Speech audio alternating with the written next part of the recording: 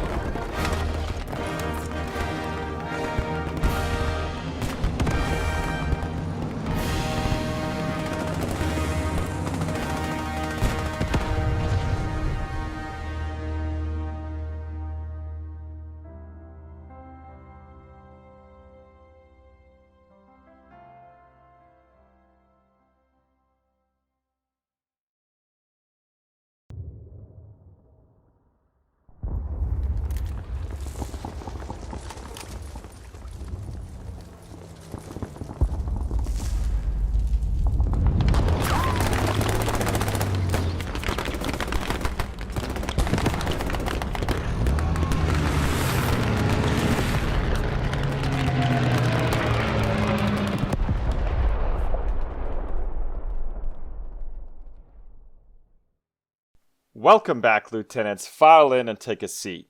Let's go ahead and start dissecting these new field reports. First and foremost, I think the best thing about this expansion is it's completely free. Huge shout out goes out to the developers at Periscope Games for allowing that to happen. That is truly incredible of you guys, considering we're in the age of DLCs and microtransactions and so on and so forth. You really didn't have to do that, but thank you. Well done. Alright, with that out of the way, let's jump into Plan Jaune. So Plan Jaune was based on the idea of the German offensive that consisted of armored forces flanking around through the Ardennes to encircle and cut off British and French troops from retreat. This is the start of Chapter 2, in which we'll be getting 3 new maps, 2 that we'll see at launch, and 1 that will arrive afterward. And not to mention, we're going to be getting a ton of vehicles and new weaponry and so on and so forth that we will break down here in just a moment. So I think the biggest news from this, obviously, is the fact that we're getting the French as a playable nation. And this is fantastic because the French get 0 credit in any video game that I've ever seen. In fact, it's really strange that they don't get credit for their magnificent achievements, especially during the Battle of France. Even though it culminated in a defeat, those guys fought valiantly. And if you read some of the stories during the actual engagements, it's quite tragic. But let's start off with the French uniforms. As you guys saw in the video and these 2 images that we'll throw up here in a minute, very, very World War I-ish. It's fascinating how they didn't really change much in regards to the uniform requirements to afterward. But I'm thoroughly excited to see these guys in-game. I mean, with the update to the new Unreal Engine to 4.21, if I remember correctly, the game looks incredible, and I can't wait to see what these uniforms are going to look like in person.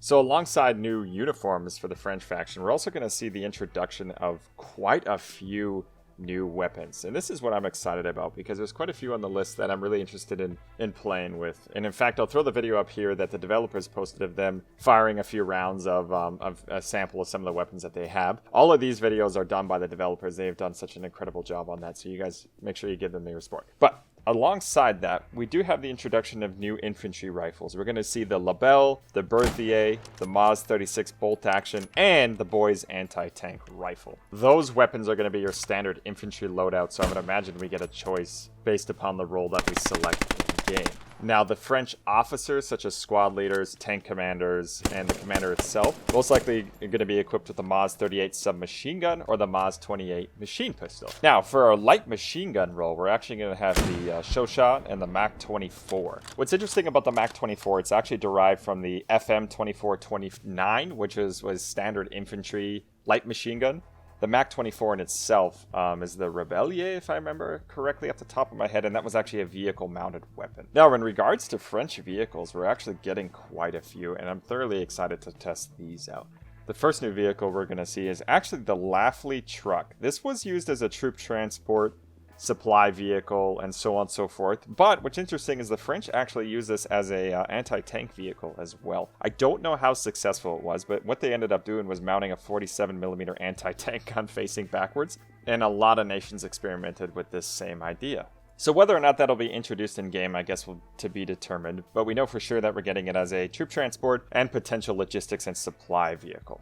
So let's talk about armor. This is one of my favorite roles to play in Post-Scriptum, and we are getting a ton of new vehicles for the French. So first up, we have the Renault R35, and this tank was intended to be actually an infantry support light tank. In fact, this was actually the most mass-produced French tank that the French produced before the fall of France in 1940. In any case, if you get this tank, make sure you're supporting your infantry, as that's essentially what it was designed for. Next up, we have the Hotchkiss H35. This tank was actually designed to be an infantry support, but they found that its cross-country capabilities were less than desirable, and such switched it to strictly just a light armored role attached to cavalry. So it sounds to me like this is going to be our French light armored vehicle, so make sure you guys are using it as a light armored role. Now, I know I'm going to butcher this name, but the next up we have Sommois S35.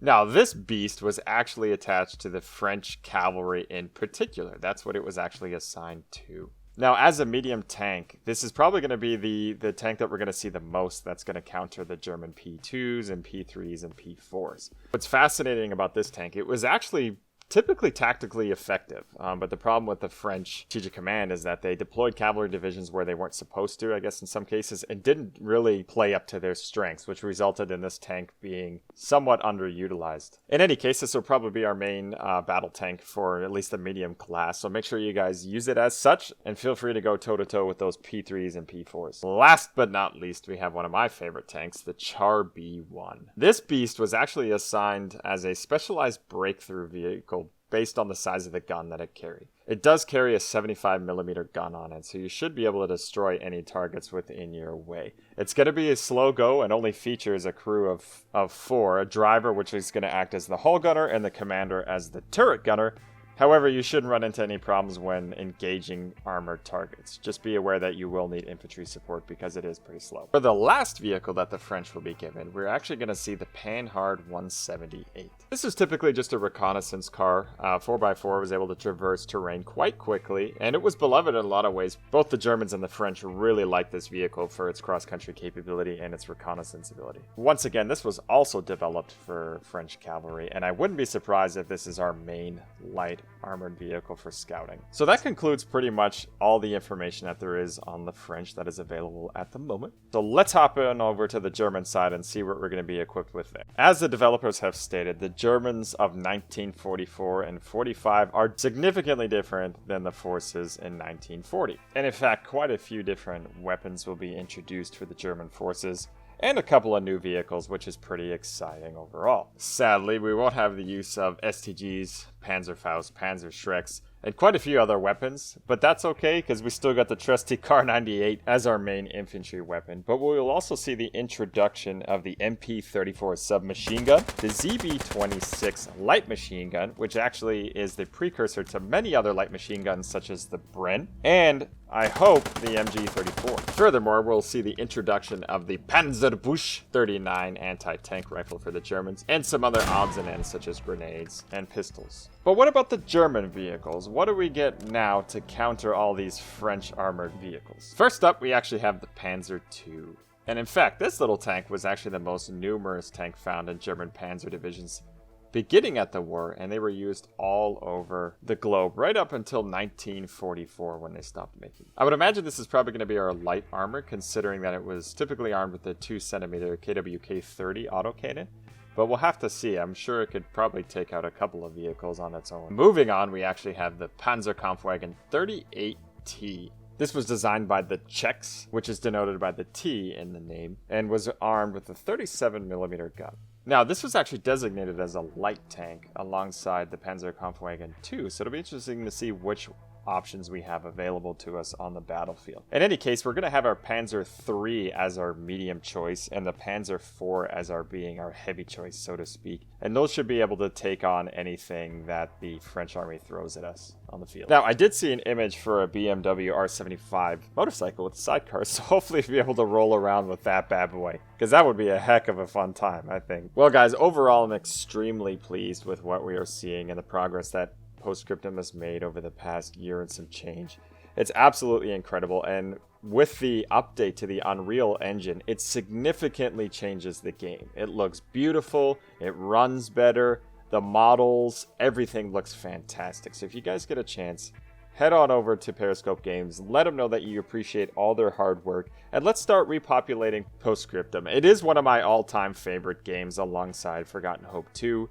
It's phenomenal, has some incredible gameplay features, and I'm definitely looking forward to this Battle for France Chapter 2 update. Now, we don't have a release frame yet. I haven't seen any dates or anything of the sort. I've been scouring Reddit and Steam and so on and so forth, and nothing has been released yet. But I imagine it's coming pretty soon, considering that the developers wanted to update to Unreal 4.21 before this was kicked off. In any case, I really hope you enjoyed this video and you learned a lot today. That's always my goal with these, is educate and announce some of the new features that are up and coming. So if you liked it, make sure you like, comment, subscribe. Join our Discord. We're starting to get some more people in this. We're pretty excited about that. And I'm really looking forward to fighting alongside you guys in France coming up here soon.